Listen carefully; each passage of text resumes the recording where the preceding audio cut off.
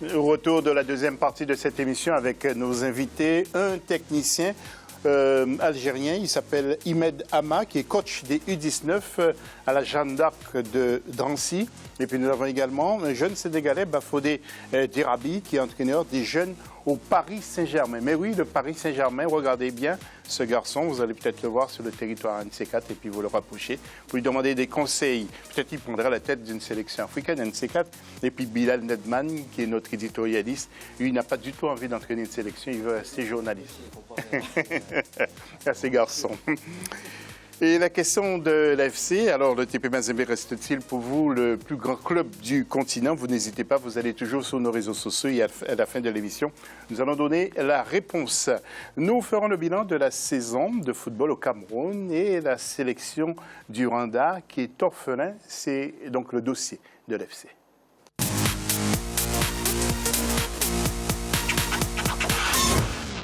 Au Cameroun, la 57e, je dis bien, édition de la Coupe du Cameroun de football s'est disputée le dimanche 30 octobre dernier. La jeune formation d'APGES de Fou a ainsi remporté la première Coupe du Cameroun de son histoire devant Bambuntos FC de Bouda par 2-0. C'était au stade Omnisport de Yaoundé. Le chef de l'État, Paul Biya, y était personnellement pour présider la rencontre. C'est un reportage signé de notre correspondant permanent sur place, Viviane Baoken. Pour la première fois de son histoire, la jeune formation de football APGES Ndomfou, créée il y a 10 ans, brandit fièrement son premier trophée. Une issue qui n'a pas été facile face à son adversaire Bamboutos de Bouda, qui présentait une défense aguerrie durant la première partie. Mais la seconde manche sera décisive pour le club du département de la Moufoua Famba, qui a réussi à inscrire 2 buts. Tous les joueurs, c'est assez difficile, on nous voyait perdre dans ce match. Mais nous étions contents parce qu'on a toujours gagné Bamboutos à Yaoundé. Donc nous sommes battus et on a gagné. On a beaucoup souffert cette saison. Donc nous sommes maintenus et nous gagnons. C'est l'apothéose de gagner la Coupe du Cameroun. Le club de Bouda, boosté par des milliers de ses supporters, était donné favori de cette rencontre, mais il n'a pas su concrétiser ses occasions de but. Pour les experts, les poulains de l'entraîneur Fagna Fagna ont manqué de concentration. Ce qui a manqué en Bamboutos, c'est le jeu. Je crois que Bamboutos, les joueurs de Bamboutos ont pensé à la victoire avant même de jouer un match. Et ça, ils étaient très crispés sur le terrain. Ou ils ont eu peur de leur public, je ne sais pas. Mais sincèrement, ça ne pouvait pas donner avec Bamboutos. Ce qu'ils ont produit comme jeu aujourd'hui, on n'a pas reconnu l'équipe. Ce n'était pas l'équipe de Fagna Fagna aujourd'hui. La finale de la Coupe du Cameroun qui s'est disputée ce 30 octobre 2016 dans un stade Omnisport entièrement rénové a également marqué la clôture de la saison sportive 2015-2016. Oui, quel superbe stade à Yaoundé. En tout cas, nous allons y revenir tout à l'heure avec nos invités. Je voudrais juste vous montrer le classement du championnat, le classement final avec 3 équipes qui vont participer à la Coupe de la CAF. Il s'agit notamment du premier, USM Doloum. Donc vous allez voir dans quelques instants sur le tableau que propose notre régie. Coton Sport est 2e. Et 3e, Youn Sport Academy et 4e Union de Douala, mais malheureusement qui ne sera pas donc en Coupe CAF. Et puis descendre, en principe, donc il y a Panthère D, il y a Botafogo et puis il y a le Cosmos de Bafia.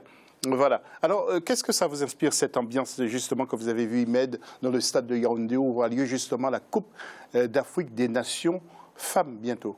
C'est ce que je disais justement à Bafodé. Je lui disais que il y a une ferveur en Afrique qu'on retrouve rarement ailleurs. Il y a que, par exemple, où j'ai vu, il y a que le championnat brésilien qui peut offrir de telles ambiances. C'est vraiment un plaisir de jouer et de voir de telles rencontres. On voit que c'est une vraie terre de football.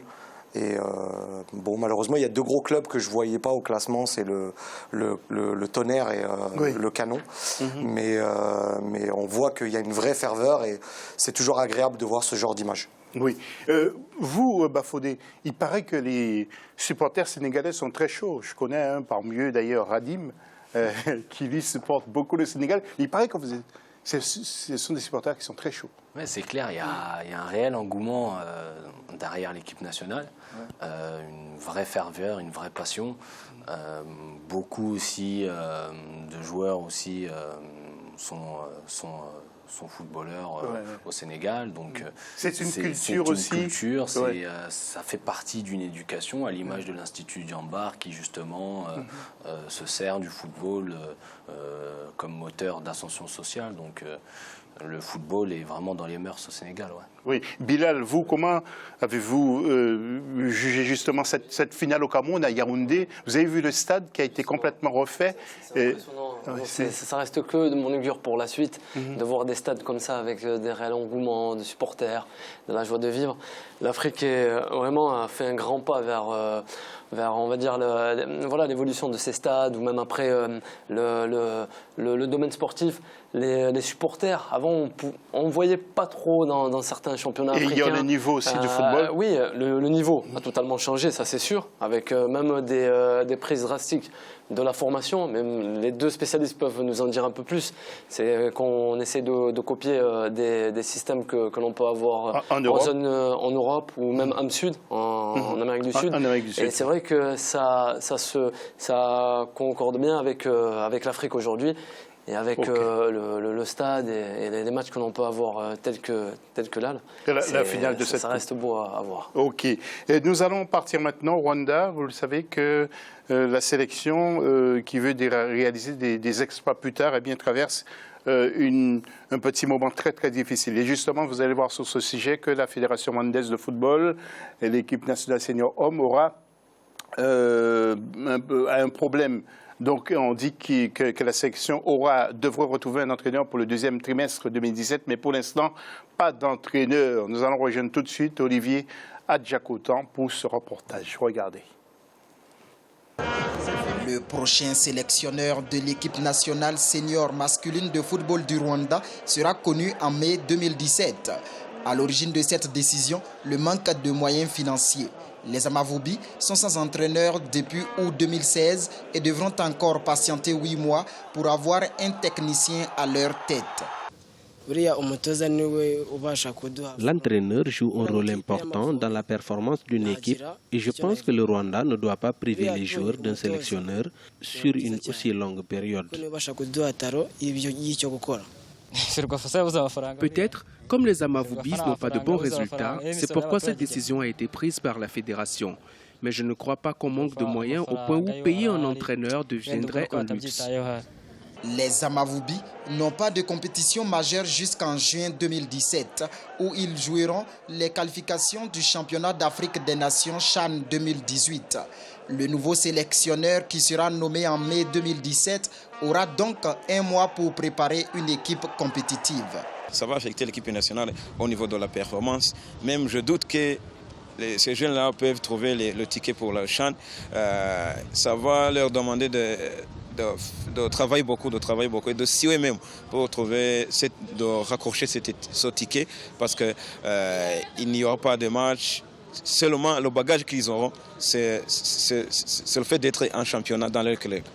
Le technicien nord-irlandais Johnny McKinstry, limogé le 18 août 2016, était le dernier sélectionneur du Rwanda. Le football rwandais est également sans directeur technique national suite à la démission le 21 octobre 2016 du néerlandais Pieter Hendrik.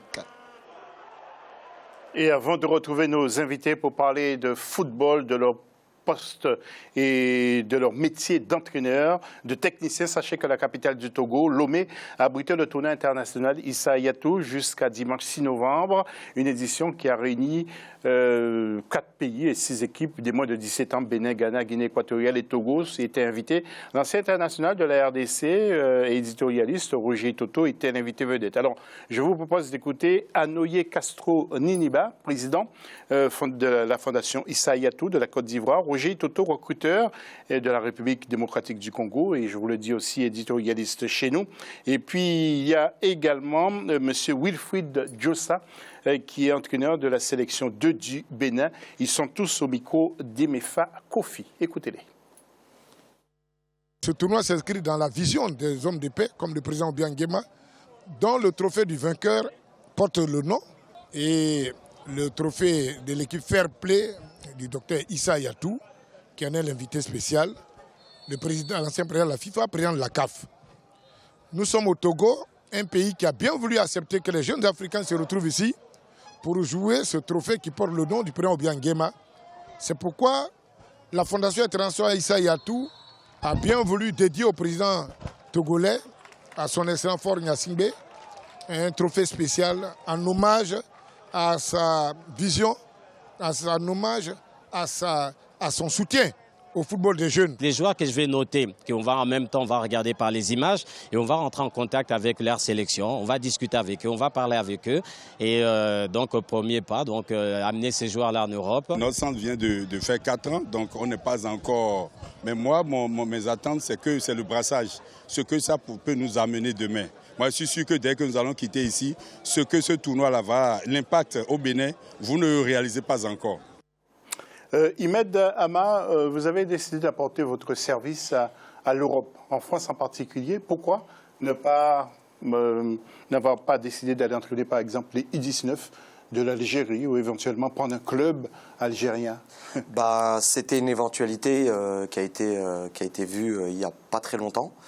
Il était question que justement j'étais en contact avec un club et aussi avec un membre de la Fédé. Pour justement, j'avais proposé mes services pour entraîner dans mon pays et de manière globale en Afrique. J'ose espérer que ça va venir.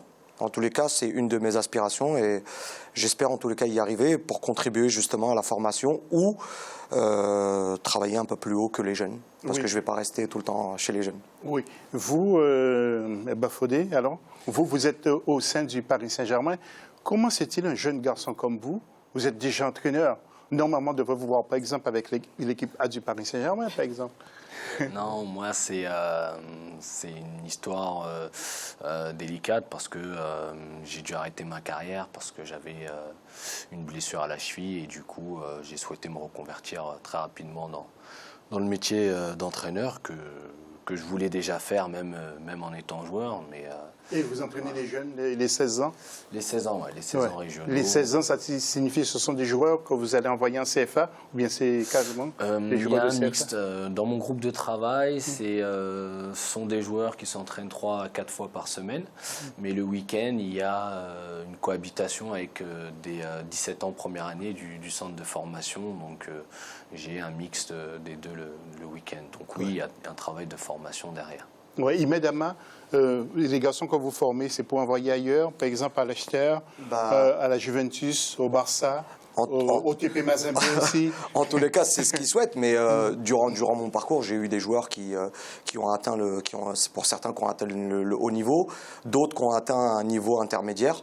L'objectif de tout ça, c'est surtout de constituer aussi des hommes, parce que tout le monde ne va pas réussir dans ce métier, et surtout de les préparer aussi à la vie de tous les jours. Parce qu'il ne faut pas oublier qu'on prépare des garçons pour le haut niveau, mais il ne faut pas oublier aussi les garçons qui, eux, vont rester en route.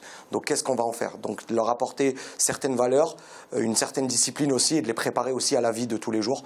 Donc, pour ceux qui ont la chance, je dirais, d'aller au haut niveau, c'est de les préparer à l'exigence que le haut niveau demande. Oui. Alors, vous entraînez les jeunes de Jeanne d'Arc de Drancy. Ouais. Vous étiez à l'entente Sanois à Saint-Gratien. Oui. Vous avez les dents longues. Hein? Vous voulez aller très vite. Aller très vite, je ne sais pas, mais... c'est ce qui m'a coûté mon licenciement à Sanois. C'est effectivement, on est dans un milieu et dans un système où il ne faut pas être ambitieux. Il faut pas être ambitieux et surtout quand on est issu, je vais dire, de l'immigration, c'est un peu plus compliqué que pour d'autres. Oui. C'est facile pour vous d'entraîner au Paris Saint-Germain, vous, Bafodé? Oui, pour le moment, parce que le fait d'avoir été joueur et d'avoir fait mon cursus là-bas, mon premier club, dès mes 7 ans jusqu'à la CFA, voir le monde pro avec les entraînements avec les pros, donc je connaissais déjà la maison, donc c'était beaucoup plus simple, mais après... il n'y a pas de routine aussi dans le travail qu'on fait. Vous ne faites pas des jaloux, par exemple? Non, pour le moment, j'ai que de bonnes relations. Les gens me voient comme quelqu'un qui peut apporter justement une certaine expérience du haut niveau par rapport à la formation, par rapport au fait que j'ai joué dans ce club-là. Donc non, on me voit plus comme un plus plutôt que comme une menace ou autre. Voilà. Dans la troisième partie, vous nous parlerez de vos ambitions, puis vous nous parlerez aussi de Sako. Bilal, un petit mot rapide, vous avez 20 secondes pour nous dire ce que vous pensez. C'est un plaisir, José, d'avoir comme invité ces deux personnes, car c'est eux qui font les nouvelles stars de demain, en quelque sorte. C'est eux qui sont là pour les modeler. De ces garçons. Voilà. Et vraiment, avec les notions qu'ils peuvent transmettre à ces jeunes garçons, c'est eux qui font les futurs Messi, Samuel Eto'o ou encore Paul Pogba. Et bravo pour le travail qu'ils font, notamment en région Île-de-France et même après ailleurs, où je sais qu'il y a pas mal de réseaux qui est fait pour essayer de faire partir dans des grands clubs de prestige cette nouvelle génération. Voilà. Juste après la pause, vous allez voir, un Africain a pris le pouvoir en Pologne. Vous allez savoir pourquoi. À tout à l'heure.